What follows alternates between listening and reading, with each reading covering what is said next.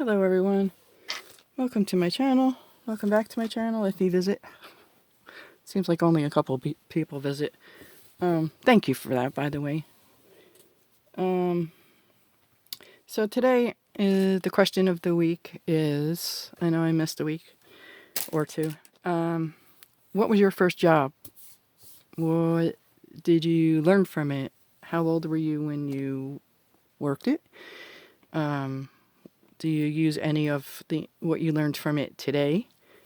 What were your responsibilities?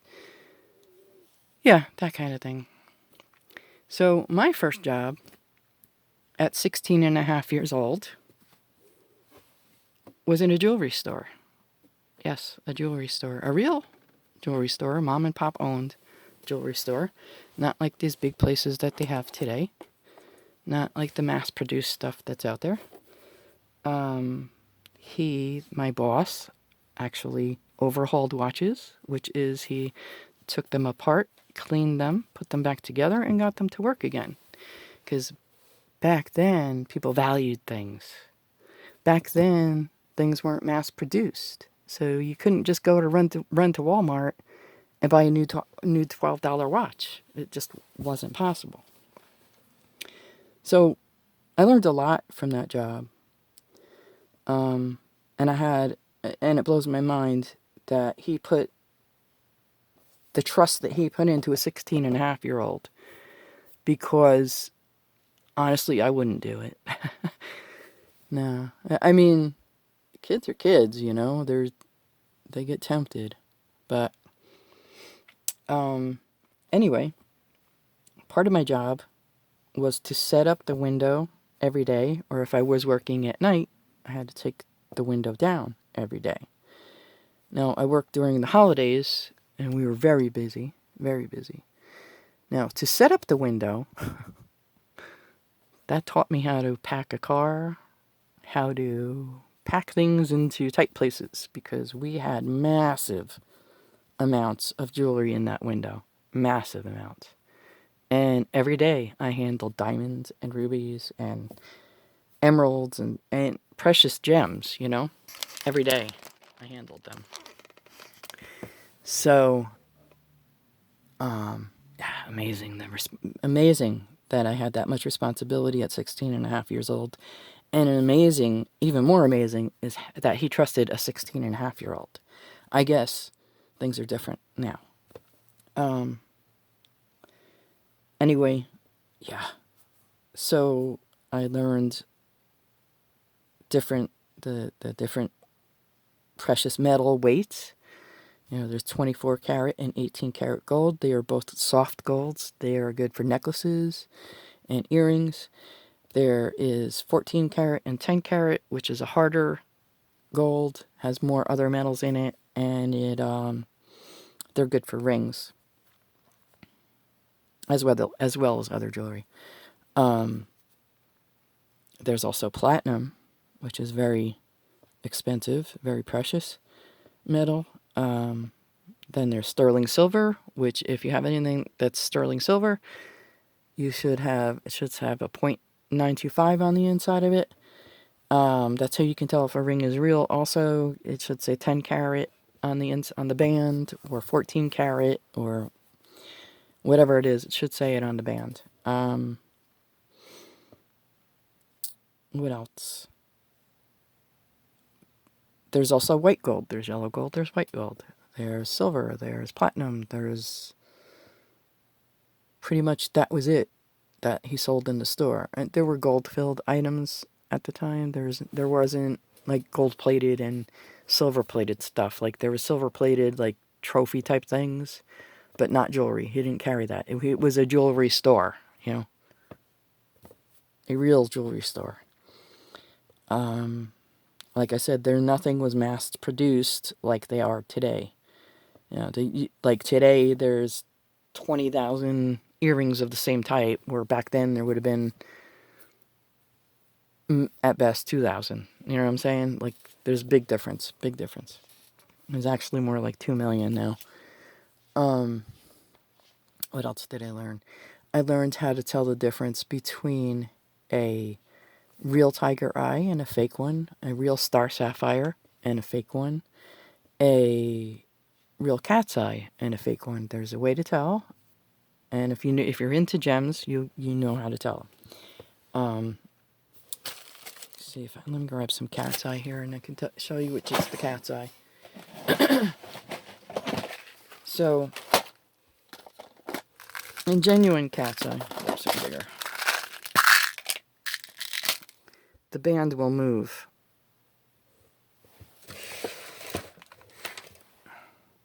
See this white band here? It will move with the light. I don't know if you can see that on the camera, but it shifts. Maybe if I have any tiger eye, it might be easier to show it on that. Now, in not real cat's eye or tiger eye or star sapphires are beautiful. That's one of my favorite gems, actually. It won't move. It'll stay in the same spot. It's not going to shift. So that's one thing that I've learned through the years from that place. What else? Oh, yes. Now, part of the job was to learn the birthstones. I don't know if you could see it on this. See this? Find a round one.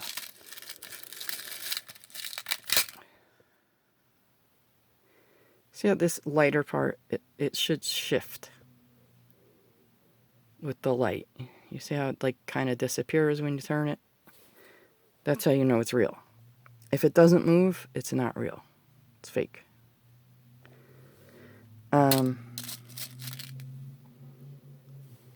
It's just a little side note there.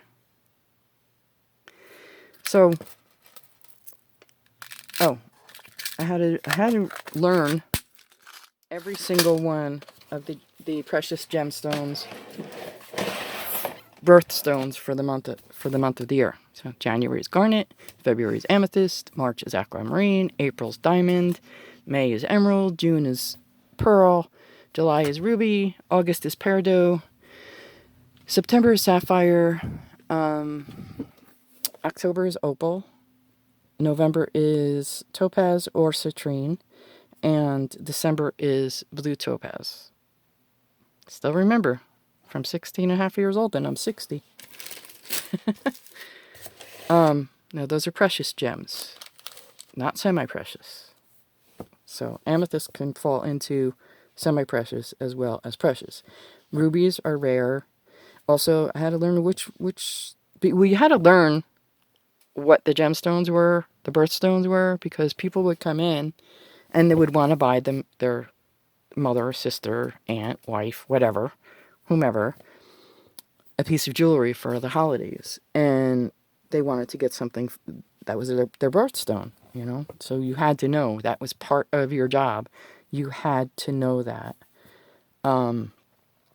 Also, you had to know when they came in with a piece of broken jewelry, you had to know whether it needed a clasp or it needed to be soldered. And then you would bring it to the boss, who was the owner, and he would tell you how much to give them as an estimate, like what it would cost. Because you couldn't go buy 14 karat gold clasps at the time. You had to learn how to size somebody's finger, how to size a ring, how to, like I said, determine whether the ring is gold or silver, or gold filled at the time. What else did you learn?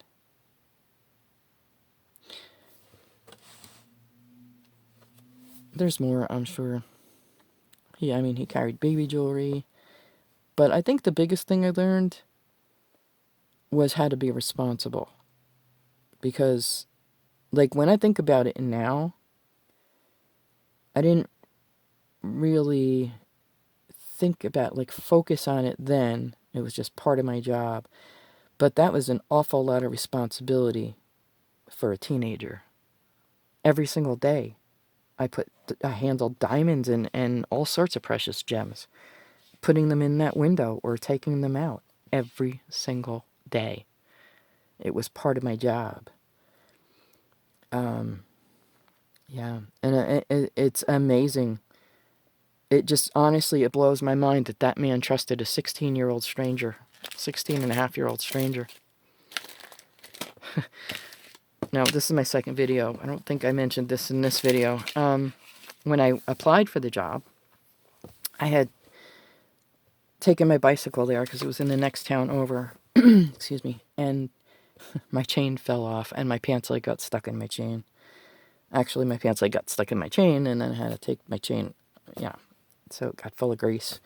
My pants leg was full of grease. Here I am, 16-and-a-half years old, with the pants leg full of bicycle chain grease, applying for a job, and he hires me. Go figure. Hang on. I'll be right back. Okay, I'm back. Sorry. So, where was I? Oh, the responsibility and the trust. I find both incredible. For, like, a 16-and-a-half-year-old, I'm amazed that he trusted a total stranger like that. I was the only one, there was only one other woman that worked there that wasn't a family member. Otherwise, everybody else that worked there was a family member. So he put an amazing amount of trust in us because, and then years later I found out that he was robbed and I was very sad about that. Very sad. I mean, that store was there for years and then he shortly after that closed. And I can't blame him, you know. Between the big places opening up and mass producing things and then being robbed, like, yeah. He was there for years. Oh my gosh. Figure, I was 16-and-a-half. That was 1976, right?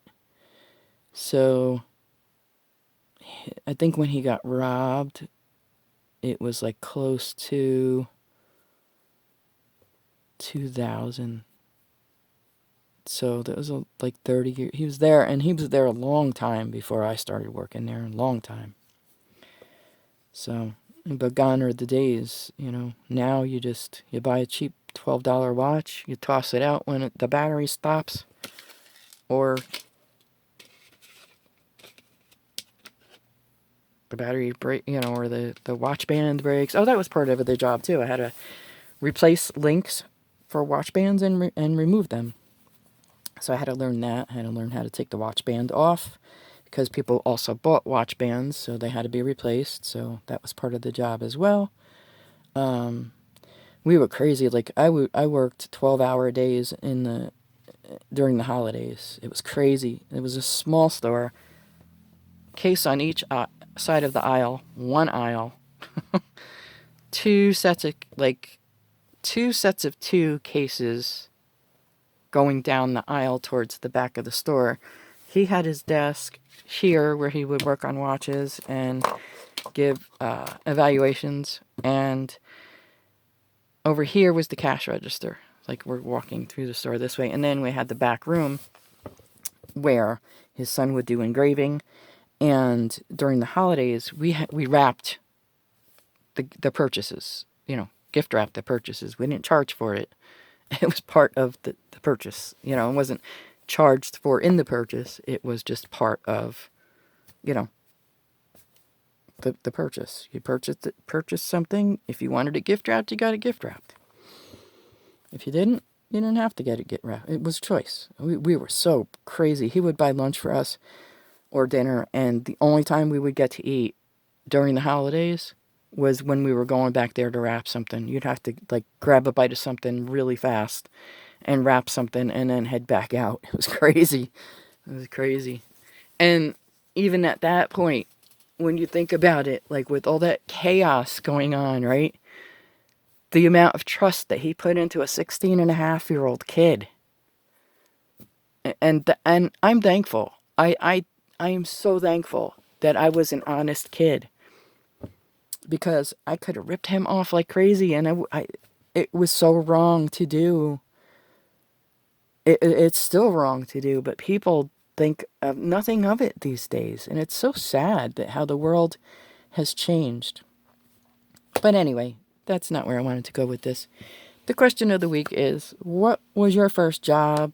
What were your responsibilities? What do you still use today from your responsibilities? Like I said, I could pack a trunk like you wouldn't believe. Yeah, I'd find a space. Oh, look, that can go there. Yeah. Or pack bags, or because I had to pack that window every day. Amazing, amazing. I'm sure he passed away by now, because his kids were, one or two of them were older than me then, right? So figure he was like 40. Oh yeah, he'd have to be well gone, because otherwise he'd be over 100. Yeah, I wonder if I often wonder what his kids do, like if they decided to open up a jewelry store, or if they went, because I worked with them, and they were good kids. They weren't the unruly brats that are out there today, that's for sure. Yeah. So, what was your first job? What did you learn from your first job? What do you still use today? How old were you when you first started working? Were there a lot of responsibilities in the job? Or was it just a job? Like me, I took it seriously. I took my job very seriously, because I looked at it this way. Even at 16 and a half, right? This man was giving me a chance. He was giving me a job. He was teaching me an awful lot for free. And it was part of the job. And, I couldn't tell somebody, part of the job was to know. If somebody came in and their wife's birthday was in March, you got to know not to sell them a ruby or an opal. You have to sell them an aquamarine, because that was the birthstone. Yeah, I have a lot of knowledge from that place. A lot of knowledge. I'm kind of like a walking encyclopedia, though, because I also managed a pet department. So I know a whole bunch of different things about a whole bunch of different fish and birds, and yeah. So I'm just an encyclopedia of useless information, unless you're planning on buying a piece of jewelry or buying fish, setting up a fish tank. What else did I want to say? Oh my gosh, I forgot what I wanted to say now. I don't know. I don't remember. Anyway, I'm going to do a couple more different types of series of things. I want to show you the different quality of things. Just so you know what you're paying for. You definitely get what you're paying for. Yeah. I think that's it. I think that's all I wanted to say. I don't remember. So, what was your first job? Let me know. Leave a comment. I'm curious. I'm trying to I'm trying to distract us so we don't, get depressed. Because there's no sense being... if it's out of our control... I'm talking like the virus. Why focus on it, The only thing you can do is be prepared so you can be at home and not get it. But, so... if we focus on it every day and every day and every day, that leads to depression and anxiety, and I'm trying to take our minds off of that. It's up to you. I know I'm not going to ever be a superstar on YouTube, but I appreciate my subscribers that actually subscribed. Why they have, I don't know, but I guess I have something valuable to offer somewhere. Oh, that's what I wanted to say. Yes, I am happy that there are so many like beaters out there who know what they're talking about, and really good beaters out there. There's quite a few. Um, it's nice and it's pleasant, and it's not the other direction I was going in. I was going negative, and I don't want to focus negative. I want to go positive, even though it may not be a necessity at the moment. I'm sure by now everybody knows that you should have toilet paper in your house and food in your house, right? So, you know, I don't want to focus on that. I want to take our minds off of that. So, with that, I am going to go get some housework done instead of sitting here all day like I have been doing. Yeah, leave a comment below. Let me know, what was your first job? Do you remember it? Did you learn anything from it? Do you use anything that you learned from it these days? Well, I guess if you're 20 and you started working at 16, not that big of a difference, right? And I highly doubt that 20-year-olds are watching my channel anyway. But yeah, I'm curious. Let's take our minds off of things that are not going to get us anywhere. Talk to y'all soon. Thanks for watching. Bye for now.